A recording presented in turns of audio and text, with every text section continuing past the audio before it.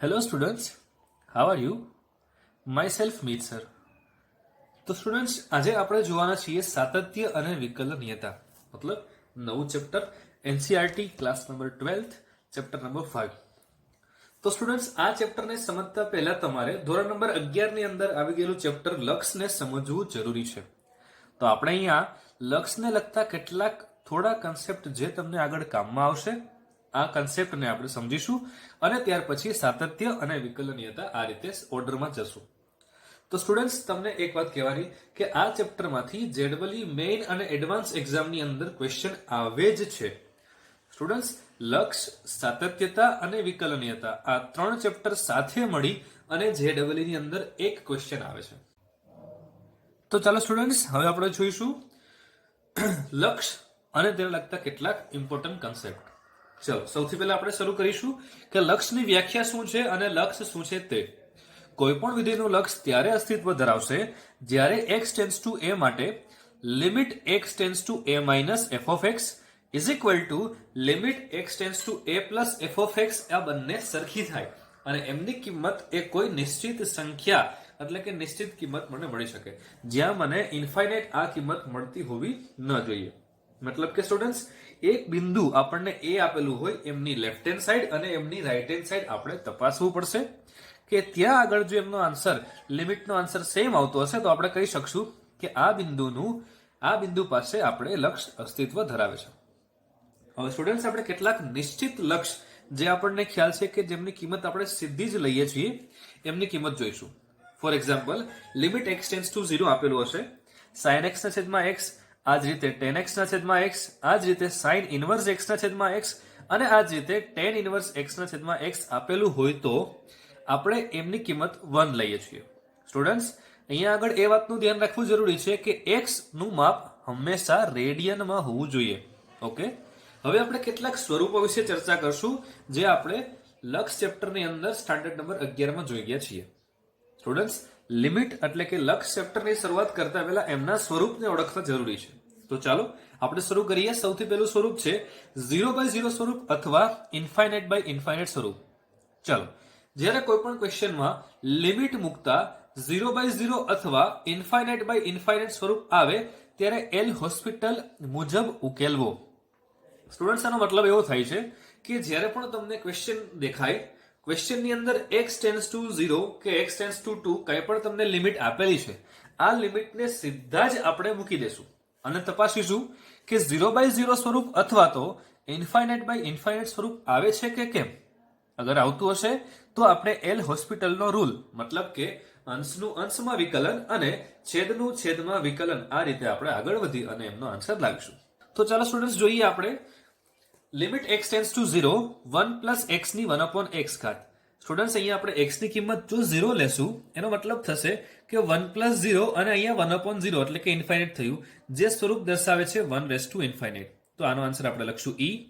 આ જ રીતે students x tends two infinite limit આપે છે અહીંયા આગળ આપવામાં આવેલું છે 1 પ્લસ 1/x એમની x ઘાત તો આપણે આન્સર e લખીશું. હવે સ્ટુડન્ટ્સ આ વેરી મોસ્ટ ઇમ્પોર્ટન્ટ રિઝલ્ટ છે 3 result. Limit x tends to a આપેલી છે મતલબ તમને 0 પણ નથી આપેલા અને તમને ઇન્ફાઇનાઇટ પણ નથી આપેલા.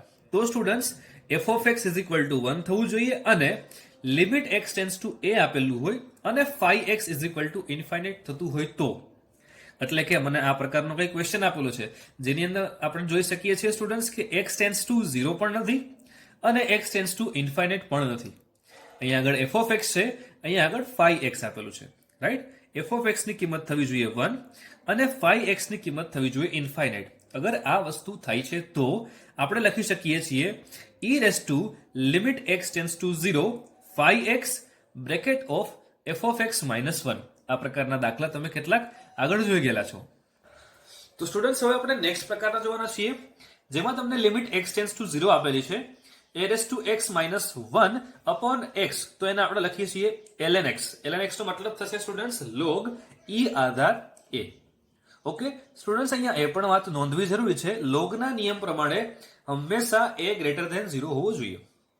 નેક્સ્ટ છે limit x tends to 0 e raise to x minus 1 upon x એના બરાબર આપણે 1 લખીશું. Limit x tends to a x raise to n minus a raise to n છેદમાં x માઇનસ a, તો સ્ટુડન્ટ્સ એને લખાશે n a ની n minus 1 ઘાત. અહીંયા આગળ નોંધવું જરૂરી છે કે limit x tends to a તમને આપેલી હોવી જોઈએ. Okay students. હવે સ્ટુડન્ટ્સ કેટલાક આપણે પ્રમેયો જોવાના છે જે તમને જનરલી મેઇન અને એડવાન્સ એક્ઝામ માટે ખાસ ઉપયોગી છે. સ્ટુડન્ટ્સ આ પ્રકારના પ્રમેય આપણે ટેક્સ્ટબુકની અંદર નથી આપેલા, એટલે કે આપણી એનસીઆરટી જે ટેક્સ્ટબુક છે એમાં આ પ્રકારના એક્ઝામ્પલો આપણને નહીં જોવા મળશે. તો આ પ્રકારના એક્ઝામ્પલો જેડબલઈ એક્ઝામની પ્રિપરેશન વખતે તમે જોયા હશે, અથવા તો નહીં જોયા હોય તો આપણે અત્યારે સમજવાનો પ્રયત્ન કરીએ છીએ. સ્ટુડન્ટ્સ સૌથી પહેલો પ્રમેય છે સેન્ડવિચ પ્રમેય. સેન્ડવિચ પ્રમેય સ્ટુડન્ટ્સ એમના નામ આધારે છે, મતલબ કે જ્યારે કોઈ પણ બે વિધેયની વચ્ચે ત્રીજું વિધેય આવી જાય અને કોઈ પર્ટિક્યુલર બિંદુ પાસે એની લિમિટ હું શોધું, એટલે કે g ઓફ x અને h ઓફ x આ બંનેની લિમિટનો આન્સર જે કંઈ પણ આવતો હશે એ જ આન્સર f ઓફ x નો થશે. ચાલો હવે આમને સમજવાનો પ્રયત્ન કરશું. ફોર એક્ઝામ્પલ મારી પાસે ત્રણ વિધેયો જોવા મળે છે, g of x, f of x અને h of x. Students h of x એ સૌથી મોટો વિધેય છે. આ રીતે g ઓફ x એ સૌથી નાની વેલ્યુ છે એમની, અને f ઓફ x એ આ બંનેની વચ્ચે આવે છે. સ્ટુડન્ટ્સ અહીંયા આગળ આપણે નોંધવું જરૂરી છે કે g of x is less than or equal to f of x less than or equal to h of x. અહીંયા આગળ આપણને લેસ ધેન ખાલી આપેલા હશે તો પણ આ કન્ડિશન આ આલેખ માટે સાચી છે. Right students. હવે કોઈ બિંદુ a માટે વાત કરીએ કે બિંદુ a પાસે આ ત્રણ વિધેય એવા છે કે જ્યાં એમની એક કિંમત મળે છે, એટલે કે બિંદુ x is equal two a પાસે g ઓફ x ની કિંમત મળે છે l.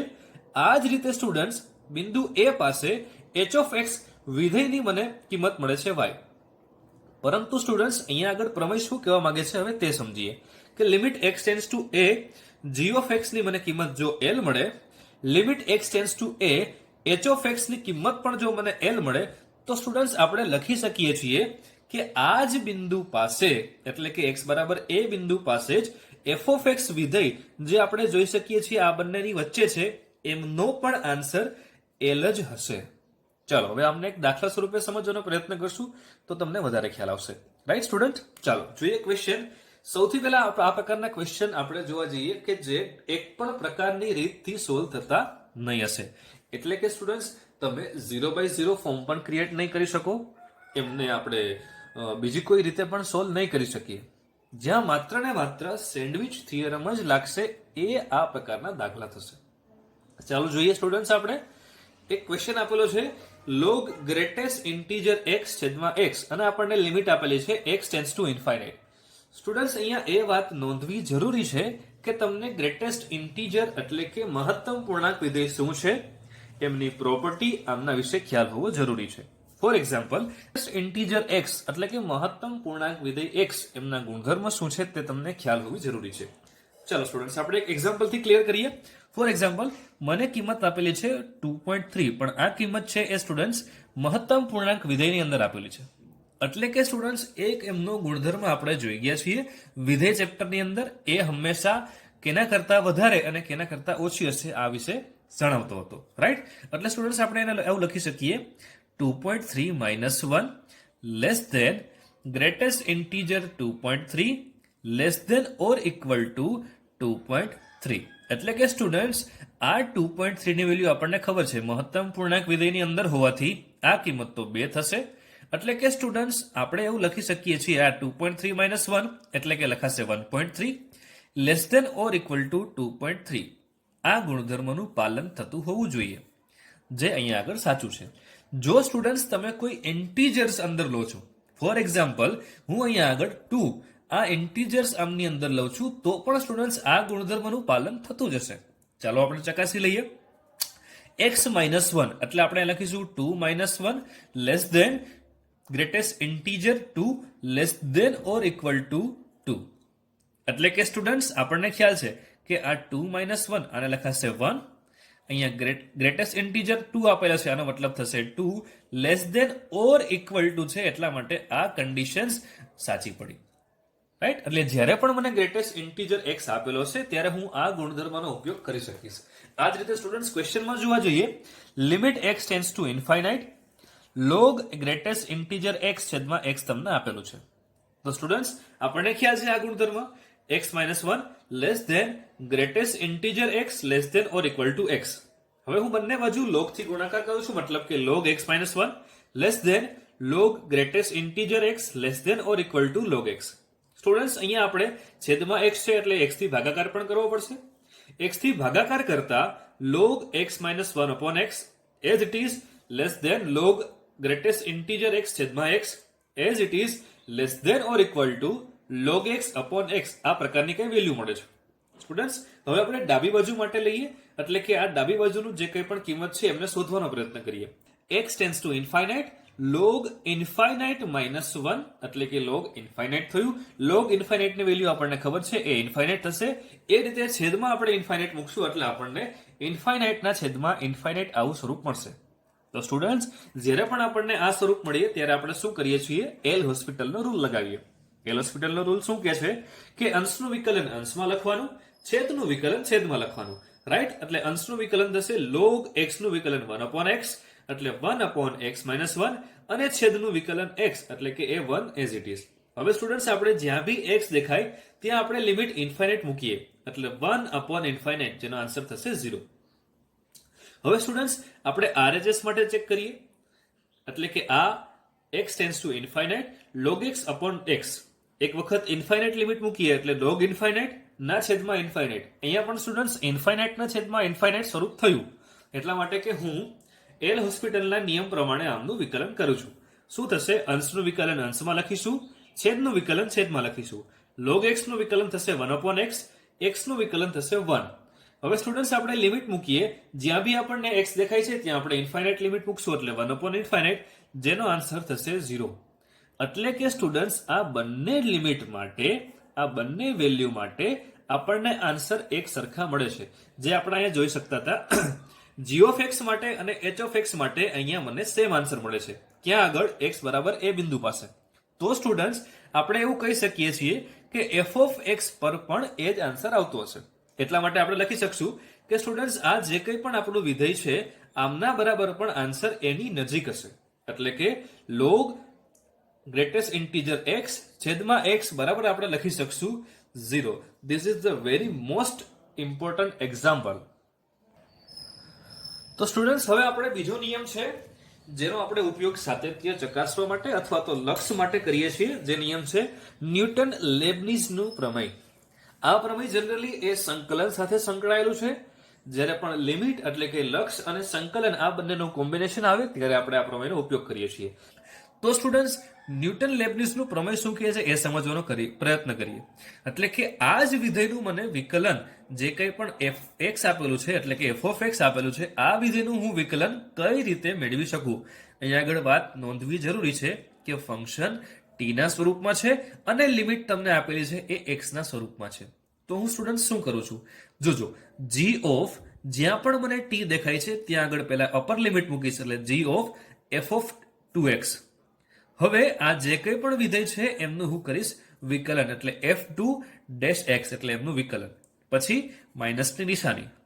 હવે હું લોઅર લિમિટને મૂકીશ એટલે કે g of f of 1x.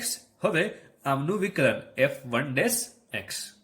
આમને આપણે કોઈ ક્વેશ્ચનથી સમજવાનો પ્રયત્ન કરીએ. આ ક્વેશ્ચન જોઈએ છીએ જે JEE એક્ઝામની અંદર એક વખત પૂછાઈ ગયેલો પ્રશ્ન છે. Right student? તો ચાલો સ્ટુડન્ટ્સ, હવે આપણે એક એક્ઝામ્પલ જોઈએ આને લગતું. Limit x tends to 0 x minus 0 to x cos square t dt ના છેદમાં x cube minus 6x. Students, અહીંયા આપણે નોંધવું જરૂરી છે કે આપણને 0/0 સ્વરૂપ મળે છે. એટલે કે આપણે અહીંયા આગળ એલ હોસ્પિટલનો નિયમ લગાવી શકશું. નિયમ શું કહે છે કે અંશનું વિકલન અંશમાં કરશું અને છેદનું વિકલન છેદમાં કરશું. Right students? તો અંશનું વિકલન અંશમાં કરવા જઈએ તો ત્યાં આગળ સંકલન છે, માટે અહીંયા મારે ન્યૂટન લેબનીઝનો પ્રમેય વાપરવો પડશે. ન્યૂટન લેબનીઝનો પ્રમેય શું કહે છે કે અહીંયા આપણે અંશનું વિકલન કરીશું તો અહીંયા થશે 1. અહીંયા શું થશે કે સ્ટુડન્ટ, સૌથી પહેલા આપણે આ અપર લિમિટનો ઉપયોગ કરીશું એટલે થશે cos x². રાઈટ? અને આ x નું વિકલન થશે 1. ઓકે સ્ટુડન્ટ્સ, હવે આપણે લોઅર લિમિટ મૂકીશું cos 0 પણ એ થશે 1. પણ હજી 0 નું વિકલન થશે 0 એટલે કે 1 into 0 તમારો આન્સર થઈ જશે 0. છેદમાં થશે 3x² - 6. ફરીથી આપણે લિમિટ મૂકી અને ચકાસીશું. અગર 0/0 સ્વરૂપ આવશે તો ફરીથી આપણે અંશનું વિકલન અંશમાં અને છેદનું વિકલન છેદમાં કરીશું. પરંતુ સ્ટુડન્ટ્સ અહીંયા થશે 1 માઇનસ કોસ સ્ક્વેર એક્સ ના છેદમાં 3x સ્ક્વેર માઇનસ 6. અહીંયા કોસ 0 આ કિંમત મૂકી દેશું એટલે અંશ થઈ જશે 0. બરાબર છે, એટલે તમારો આન્સર અહીંયા જ ફિનિશ થઈ ગયો છે.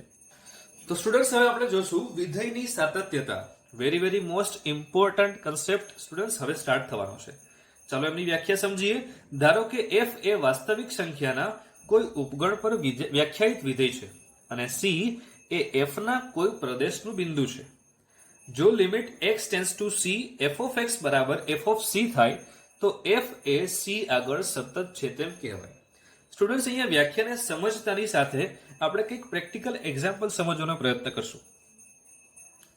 તો સ્ટુડન્ટ્સ અહીંયા આગળ એક નોટ ને યાદ રાખવી જરૂરી છે. કોઈ બિંદુ આગળ સાતત્ય ચકાસવા માટે તેમનો આલેખ સળંગ હોવો જોઈએ. Very most important concept. એટલે કે જો કોઈ પણ વિધેયનો ગ્રાફ સળંગ હશે, વચ્ચે તૂટક નહીં આવતું હોય. ફોર એક્ઝામ્પલ આપણે નીચે એક્ઝામ્પલમાં જોઈશું કે અહીંયા આગળ તમે જોઈ શકો છો y is equal to sine modulus 1. Sine માનાંક x નો ગ્રાફ આપણને સતત મળે છે. Right students? ઓકે. પછી બીજું વિધેય છે કે કોઈ વિધેયની વિકલનીયતા ચકાસવા માટે તેમનો આલેખ સળંગ હોવો જોઈએ અને કોઈ જગ્યા પર શાર્પ એજ ન હોવી જોઈએ. સ્ટુડન્ટ્સ, શાર્પ એજ નો મતલબ થશે કે જ્યાં આગળ એકદમ ખૂણો પ્રકારનું બને છે એને આપણે શાર્પ એજ કહીશું. સ્ટુડન્ટ્સ, સતત અને વિકલનીય હોવું આ બંને અલગ વસ્તુ છે. કોઈ પણ વિધેય સતત છે તો એ વિકલનીય છે આવું કહી શકાય નહીં. ચાલો આપણે એમને વધારે ક્લિયર સમજવાનો પ્રયત્ન કરીએ. નીચે તમને બે એક્ઝામ્પલથી સમજાવવાનો પ્રયત્ન કરું છું. તો સ્ટુડન્ટ્સ હવે સમજીએ. y is equal to sine modulus x આ પ્રકારનું કોઈ વિધેય તમને આપેલું છે જેનો આલેખ મેં તમને અહીંયા આગળ બતાવેલો છે. સ્ટુડન્ટ્સ, અહીંયા આપણે એક વાત નોંધીએ છીએ કે આ ગ્રાફ x અક્ષ પર સતત ચાલુ જ રહે છે. બરાબર છે, એટલે આ વિધેય તમામ જગ્યાએ સતત છે આપણે એવું કહી શકશું. પણ સ્ટુડન્ટ્સ, આપણે ઉપર એક વસ્તુ જોઈ ગયા કે જ્યારે પણ શાર્પ એજ આવશે, અહીંયા તમે જોઈ શકો છો કે અહીંયા એકદમ શાર્પ ખૂણો બને છે. તો અહીંયા શાર્પ એજ આવે છે એટલા માટે આપણે કહી શકશું કે આપેલ વિધેય એ વિકલનીય નથી. જે સમજવા માટેની એકદમ શોર્ટ એન્ડ સ્વીટ મેથડ છે. અગર શાર્પ એજ આવશે તો આપણે કહી શકશું કે આ વિધેય વિકલનીય નથી. નેક્સ્ટ એક્ઝામ્પલ જોઈએ students. y is equal two greatest integer x plus minus of greatest integer x. Students, આપણને ખ્યાલ છે કે આમની અંદર કોઈ પણ વેલ્યુ આપણે ઇનપુટ તરીકે લેશું. ફોર એક્ઝામ્પલ અહીંયા આપણે 2 ઇનપુટ તરીકે લઈએ તો આનો આન્સર આવશે 2. અહીંયા આગળ આપણે -2 થશે એટલે આન્સર આવશે 0. એટલે કે જ્યારે પણ ઇન્ટીજર્સ આપણે અંદર ઇનપુટ તરીકે લેશું, ઇન્ટીજર્સનો મતલબ કોઈ પણ પૂર્ણાંક સંખ્યા આપણે અહીંયા ઇનપુટ તરીકે લેશું તો મારો આન્સર આવશે 0. અને કોઈ પણ અપૂર્ણાંક સંખ્યા લેશું, ફોર એક્ઝામ્પલ અહીંયા આપણે 1.2 લઈએ તો અહીંયા થશે 1.2 આમની અંદર પ્લસ માઇનસ ઓફ 1.2. સ્ટુડન્ટ્સ, તમને ખ્યાલ છે કે આમનો આન્સર આવશે 1 અને આમનો આન્સર આવશે -2. એટલે કે તમારો આન્સર આવશે 1 -2 મતલબ -1 જે તમે જોઈ શકો છો. જ્યારે પણ કોઈ અપૂર્ણાંક સંખ્યા લેવામાં આવશે ત્યારે એનો આન્સર આવશે -1 જે તમારે નોંધવું જરૂરી છે. હવે સ્ટુડન્ટ્સ, આ વિધેયનો ગ્રાફ બનાવવાનો આપણે પ્રયત્ન કરીએ તો કઈ રીતે બનશે? જ્યારે પણ ઇન્ટીજર્સ આવશે એટલે કે જ્યારે પણ પૂર્ણાંક સંખ્યા આવશે ત્યારે y ની કિંમત 0. જ્યારે પણ અપૂર્ણાંક સંખ્યા લેશું ત્યારે y ની કિંમત આવે છે -1. એટલે કે અહીંયા આપણે x અક્ષ લઈએ અને y અક્ષ લઈએ. આ કિંમત છે એને -1 કહેશું અને આ કિંમત છે એને 0 કહીએ. મતલબ કે સ્ટુડન્ટ્સ, જ્યારે પણ પૂર્ણાંક સંખ્યા આવશે એટલે કે 0, -1, 1, 2, 3, 4 આ બાજુ -1, -2, -3 આ જગ્યાએ આન્સર મળે છે 0. અને 1 થી 2 વચ્ચે, 0 થી 1 વચ્ચે, 2 થી 3 વચ્ચે આ રીતે તમામ જગ્યાએ આન્સર મળે છે -1. એટલે આ તમામ જગ્યા એવી છે કે જ્યાં મને આન્સર મળે છે એમનો -1. સ્ટુડન્ટ્સ, અહીંયા એક વાતનું ધ્યાન રાખવું જરૂરી છે. આપેલ વિધેય એ સતત નથી. શા માટે સ્ટુડન્ટ્સ? અહીંયા આગળ એમનો ગ્રાફ બ્રેક થયો. સ્ટુડન્ટ્સ, તમે જોઈ શકો છો કે અહીંયા આગળ આ બોલ છે એ હોલો બોલ છે. એટલે કે લાઇટ બોલ તમને આપેલો છે. અહીંયા આગળ આ સળંગ વિધેય નથી. આપણને દેખાય છે સળંગ, પરંતુ આ એક બિંદુ એવું છે, એ રીતે આ બિંદુ એવું છે, એ રીતે આ બિંદુ, તમામ બિંદુ જે તમે જોવો છો એ બિંદુ એવા છે કે જ્યાં આગળ એમની કિંમત અહીંયા મળે છે. એ રીતે અહીંયા આગળ એ કિંમત આ નથી પણ 2 છે.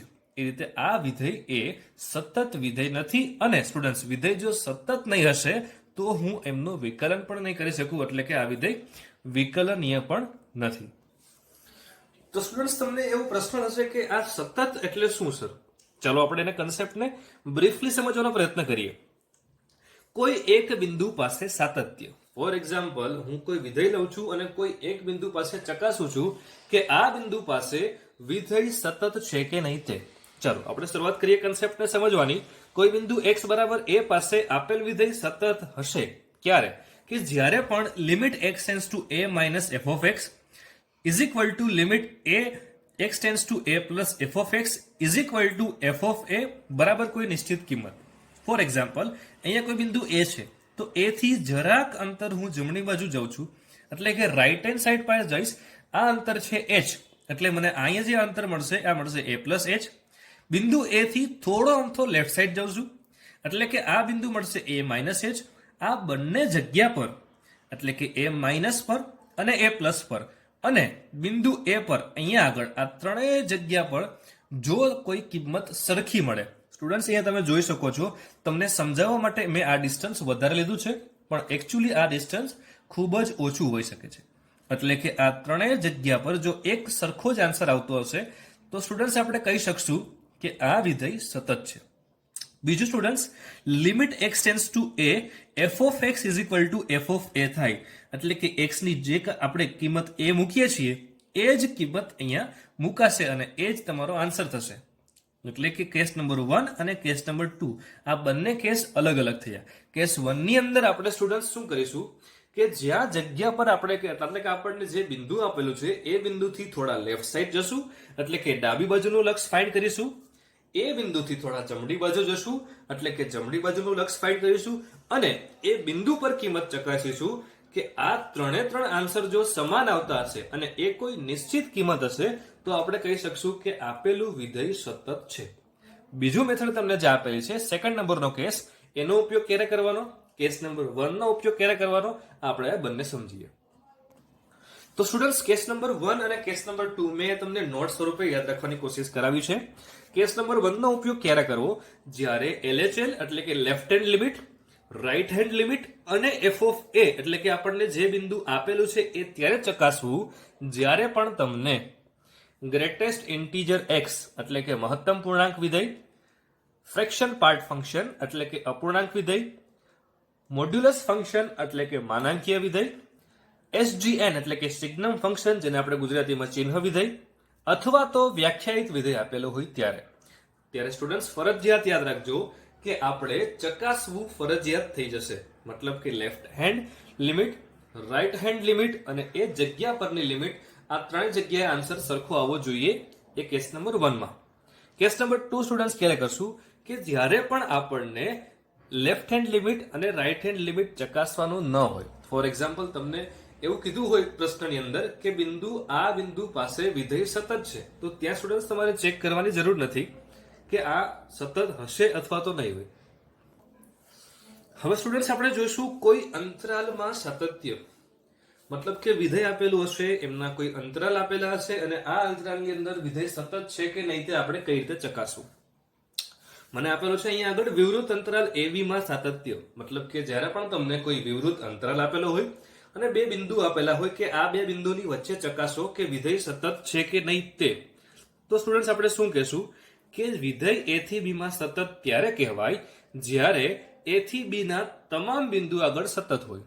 મતલબ કે A થી B વચ્ચેના તમામ બિંદુ, જેમાં A નો પણ સમાવેશ નહીં કરીએ અને B નો પણ સમાવેશ નહીં કરીએ. આ રીતે સેકન્ડ કેસ છે કે જ્યારે સંવૃત અંતરાલ AB માં સાતત્ય ચકાસવાનું થાય ત્યારે સ્ટુડન્ટ શું કરવાનું કે ફર્સ્ટ કેસ AB માં સતત હોવું જોઈએ, એટલે કે A થી B ના તમામ બિંદુ પર સતત હોવું જોઈએ. આ રીતે સ્ટુડન્ટ્સ બિંદુ A પાસે f of A is equal to f of A plus થવું જોઈએ. ફોર એક્ઝામ્પલ, આપણે સમજવાનો પ્રયત્ન કરીએ. અહીંયા તમે જોઈ શકો છો કેસ 1 માટેનો ડાયાગ્રામ મેં બનાવેલો છે, x બરાબર A અને x બરાબર B.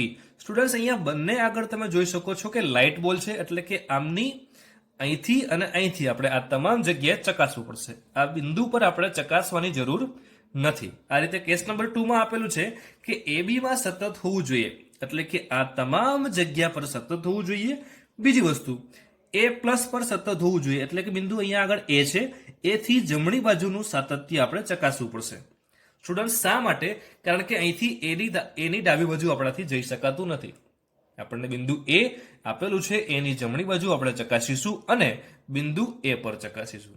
આ રીતે બિંદુ B પાસેની વાત કરીએ તો સ્ટુડન્ટ્સ બિંદુ બી પાસે આપણે એમનું સાતત્ય ચકાસવું પડશે અને સ્ટુડન્ટ્સ બી ની ડાબી બાજુએ એમનું સાતત્ય ચકાસવું પડશે.